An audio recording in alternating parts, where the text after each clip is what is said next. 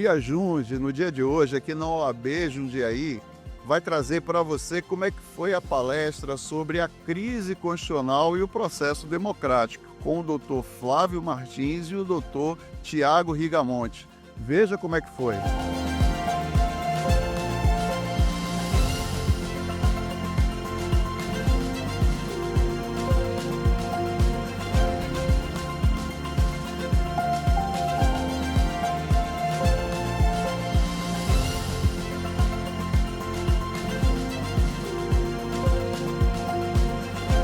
E obrigado aqui ao personagem especial da noite, o Dr. Tiago Rigamonte, né? Autor dessa obra que é lançada nessa noite e que tenho também o prazer de apresentar. Sou um aprendiz do direito constitucional. Mas uma coisa que o meu currículo não diz, né, é que eu nasci aqui, na rua Santa Clara, número 838, na cidade de Guaratinguetá, interior de São Paulo. Fui para os 26 estados, todas as capitais, muitas cidades do interior. Foram mais de 100 palestras por ano nesses últimos 10 anos. Né? Para representar essa minha jornada, eu uso essa fotografia, gosto muito dela. Foi uma fotografia tirada no interior do Maranhão, na cidade de Imperatriz. Uma palestra que eu dei num shopping center. Bem, nesses 10 anos eu só não dei palestras em velórios e batizados, não é? Isso porque não me convidaram, porque a depender do defunto, não é? Né? Por que não? Enfim, o fato é que foram assim os meus últimos 10 anos. No ano passado decidi criar minha própria editora, a MV Editora. Né? Por que criei a minha própria editora? Bem, porque a população brasileira lê cada vez menos.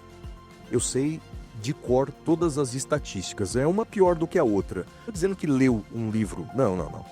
Não abriu um livro. Não leu um parágrafo sequer de um livro. 53% dos brasileiros. Bem, e é nesse contexto que eu criei uma editora. Veja, os meus amigos todos disseram que eu estava maluco. Mais do que amor, aquela esperança, aquela fé na Constituição que existia nos anos 80 e 90, não existe mais. Antigamente nós acreditávamos que a Constituição seria capaz de transformar o Brasil num país melhor. Seria capaz, e ajudou muito nesse processo. Não há dúvida que a Constituição ajudou, mas não é o tema da nossa conversa. Mas aquela fé, aquela esperança não há mais. E essa esperança é importante, é o que Conrad Hesse chama de vontade de Constituição, que para ele é um elemento essencial da força normativa da Constituição. Ou seja, nas palavras de Conrad Hesse, um dos maiores constitucionalistas da história do mundo, né, para você ter uma eficácia da Constituição, você precisa ter esse espírito, essa vontade de Constituição. Isso a gente está perdendo. A ponto de muitas pessoas publicamente defenderem a ruptura constitucional. Simples, veja, o Legislativo aprova uma lei, o Executivo sanciona aquela lei, o Judiciário diz que aquela lei é inconstitucional. Prevalece a vontade de qual dos três poderes? O Judiciário. Quem dá a última palavra é o Poder Judiciário. Esse é o nosso modelo. Mas é um modelo que a gente estuda muitas vezes sem refletir. Eu sempre brinco dizendo que na faculdade dá a impressão que esse modelo foi ditado diretamente por Deus a Moisés, né? Na montanha, esculpido na pedra, como se aquilo fosse realmente algo irrefutável. Na verdade, isso não foi ditado por Deus, foi criado por americanos. Esse modelo foi criado pelos americanos no século XVIII. Fizeram a Constituição, estabeleceram os três poderes e o arranjo entre os três poderes, e pouco a pouco a jurisprudência americana foi consolidando esse entendimento que os americanos chamam de Judicial Review. Judiciário tem o poder de dar a última palavra. Nós copiamos dos americanos isso, nós copiamos. O que nós não copiamos dos americanos, e aí é um erro brutal de nós brasileiros, o que nós não copiamos dos americanos foram os 50 anos últimos em que a doutrina americana estuda o Judicial Review e estuda como democratizar esse Judicial Review. Como torná-lo algo menos autoritário por parte do judiciário. Ou seja, os americanos estudam isso há 50 anos. Poderia mencionar aqui vários autores, por exemplo, de Harvard citaria 2. Cass Sunstein, que tem um livro chamado Minimalismo Judicial, extraordinário. Mark Tuchnitz, que tem um livro chamado Levando a Constituição para Longe das Cortes, Take the Constitution Away from the Courts. Né? De Yale, Robert Post, um livro chamado Constitucionalismo Democrático. Eles estudam cada vez mais como relativizar esse modelo do Judicial Review. E nós não fazemos isso aqui. Noções de direito constitucional, todas elas foram retiradas do programa. Hoje os adolescentes, os jovens, não sabem absolutamente nada sobre direitos fundamentais, que ações podem ajuizar contra abusos do poder, qual é a função de um vereador, qual a diferença entre município, estado, união, nada, absolutamente nada. Se no passado eu achava que parecia ser algo proposital, bem, passados 30 anos falando a mesma coisa, hoje eu não tenho mais dúvida, isso obviamente é proposital. Obviamente é intencional. Não há nenhuma vontade política para isso. Porque para mudar isso bastaria uma lei ordinária. Uma lei ordinária. Cujo quórum de aprovação é a maioria simples. Mais da metade dos presentes. Os caras aprovaram uma emenda constitucional para perdoar suas multas. Aprovaram uma lei complementar para aumentar o número de deputados federais. Lei complementar. Ou seja, basta vontade política e não há. Então a educação no Brasil é periclitante, a situação é caótica. Dr. Tiago Reis Rigamonte, doutor pela PUC de São Paulo, cuja tese de doutorado depois transformada nesse livro, Processo Administrativo Democrático. Falei que um dos problemas da crise constitucional tem a ver com a democracia. Dr. Tiago traz uma das respostas. Dr. Tiago, por gentileza, vem à frente. Uma salva de palmas para o Dr. Tiago.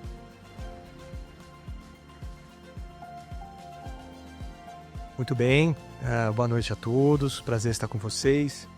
Queria cumprimentar, através da doutora Luísa, vice-presidente da OAB, todo o corpo diretivo, doutora Mariana. Bem, gente, eu queria, até pelo avançar da hora, mas trazer apenas algumas provocações, algumas reflexões, né? De fato, o livro, ele é fruto da minha tese. Não, eu só gostaria também de fazer 2 cumprimentos especiais, né? Acho que isso é muito importante, queria cumprimentar a minha mãe, Silvia, está aqui presente, e também o meu pai, logo ali na frente, Sérgio, que estão presentes, né? Inclusive, muito obrigada. O cumprimento necessário, porque a tese, de fato, ela enfim, o livro é fruto da tese de doutorado. Antes de iniciar o doutorado e também ao longo dele, eu ocupei alguns cargos públicos, tive um pouco de experiência na administração pública, inclusive vejo muitos colegas aqui que trabalharam comigo, né? Bem, estando na administração pública, frequentemente a gente nota a dificuldade, a complexidade que é na tomada de decisão. Alguns recebem a incumbência de tomar decisões cotidianas, né? Se forem decisões programáticas, decisões elevadas, essas autoridades são eleitas. Se forem decisões burocráticas e técnicas, esses agentes eles são escolhidos mediante concurso público. Portanto, é fato que há a necessidade de mecanismos de diálogo mais intensos do que o mero sufrágio, do que a mera eleição. E trago uns dados de natureza social mesmo para refletirmos. Veja, no ano de 2022, o Tribunal Superior Eleitoral fechou a atividade eleitoral com o indicativo de termos no Brasil em 2022, 2024 o número deve ser ainda maior, de 156 milhões de eleitores. 156 milhões de eleitores. Muito bem, em âmbito federal, nós temos 513 deputados, o professor Flávio muito bem mencionou aqui, são 513 deputados, são 81 senadores, 3 para cada estado e para o Distrito Federal, e temos presidente e vice-presidente da República. São exatos 596 agentes públicos eletivos. Muito bem. Para 156 milhões de eleitores, a gente está falando em um representante eletivo para pouco mais de 262 mil eleitores. Então nós temos um representante popular para cada 262 mil pessoas. Terminar com uma decisão de natureza geral, isto é, uma decisão que não é individual, mas vai atingir uma coletividade, em algum momento ele tem que instituir um mecanismo de participação dialógica da população. São vários os mecanismos. O livro também passa por essa reflexão. Passa pela reflexão daquilo que não é um mecanismo dialógico democrático, como, por exemplo, fazer uma mera licitação não é um mecanismo dialógico, é um mecanismo competitivo. O mesmo serve caso você faça uma parceria com instituições sem fins lucrativos. É um mecanismo contratual, não é um mecanismo participativo. O mero fato de você ter servidores públicos participando daquele processo não é um mecanismo dialógico, é a forma necessária de executar qualquer tipo de ato estatal. Todavia, outros instrumentos que podem ser acolhidos ao longo do processo decisório de efeito geral são considerados participativos pela doutrina e pela legislação esparsa e geral. Por exemplo, e o que vem sendo acolhido mais nos dias atuais pela Lei Nacional de Agências Reguladoras, né? É a tal da consulta pública, isso é o que está mais em voga hoje. Então, uma fase de consulta pública é necessária, o prazo, evidentemente, depende do que a lei prevê, ou se a lei nada prevê, daquilo que é razoável diante do contexto, né? Consulta pública para participação popular. Obrigado. Boa noite. Em especial aos operadores de direito, é um chacoalhar mesmo, né? É uma situação que às vezes a gente, por estar vivenciando ali, não para pensar no que realmente podemos fazer de efetivo para transformar a nossa realidade. Então foi muito importante esse debate, então eu quero agradecer muito. E para nós aqui na OAB hoje é uma alegria também estar participando desse momento que seria do lançamento do livro. É o primeiro, eu espero que possamos ter mais aqui na casa.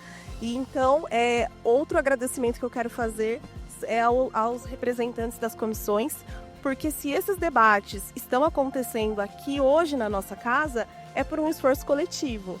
Então, aos presidentes que encabeçam as comissões aqui de Jundiaí, eu quero fazer um agradecimento especial. Então, a doutora Kátia, presidente da Comissão de Bioética, a doutora Natália, presidente da Comissão Cultural, doutora Alex, presidente da Comissão de Direito Constitucional, doutora Luísa, vice-presidente da Comissão de Direito Público, e doutora Fabiane, vice-presidente da Comissão de Direito da Pessoa com Deficiência. Então, é uma construção, e isso tudo é possível graças a todos nós e especialmente aos presidentes que encabeçam esses projetos. Então, antes de começar aqui, eu só... Já vamos entregar o...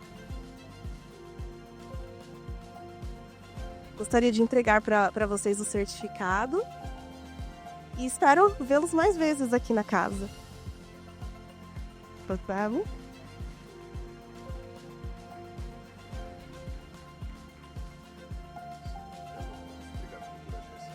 Bem, após essa palestra aqui com o nosso professor, Dr. Flávio Martins, ele tem um recado para dar para a jovem advocacia. Você, advogado, está começando agora. Qual a palavra de incentivo, professor? Bem, você, meu caro amigo jovem advogado, minha cara amiga jovem advogada, o direito, ele tem um papel transformador na sociedade, nos seus mais variados ramos. Então faça o seu melhor, se dedique ao máximo, se aperfeiçoe muito e você vai poder transformar não apenas a sua vida profissional, mas todo o mundo que te cerca. Há uma vastidão profunda de conhecimentos, basta você buscá-los. Faça o seu melhor, conte com a OAB na sua preparação e eu tenho certeza que você transformará todo mundo que lhe cerca. Professor, comenta um pouco sobre as duas obras que o professor apresentou aqui. Quer mostrar uma delas para a gente? Claro. Então, direito, processo administrativo democrático. Então, sou proprietário da MV Editora.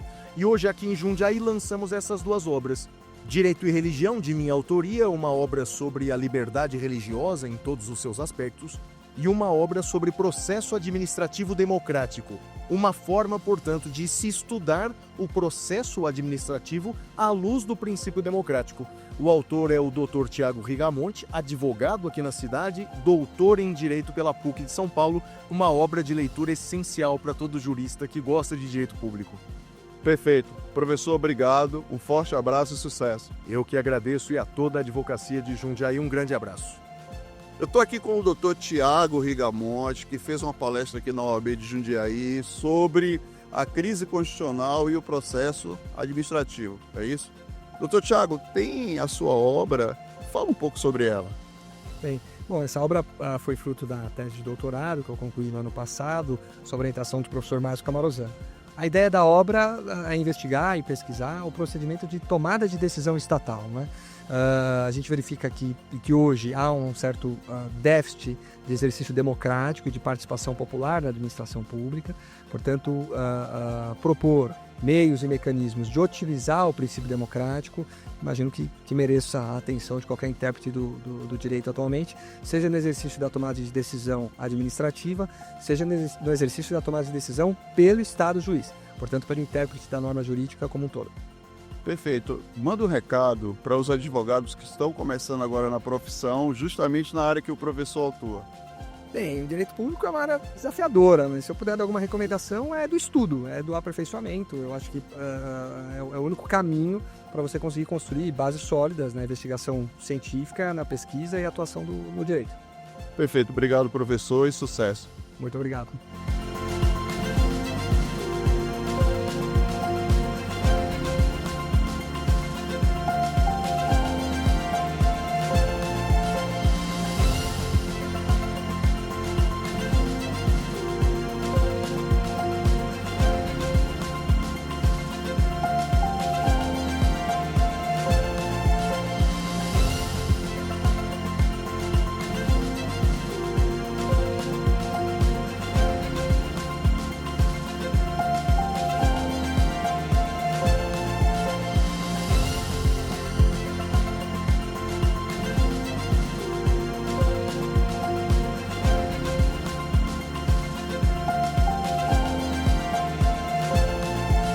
A gente encerra a palestra da crise constitucional e o processo administrativo perante a galeria de presidentes aqui da OAB de Jundiaí.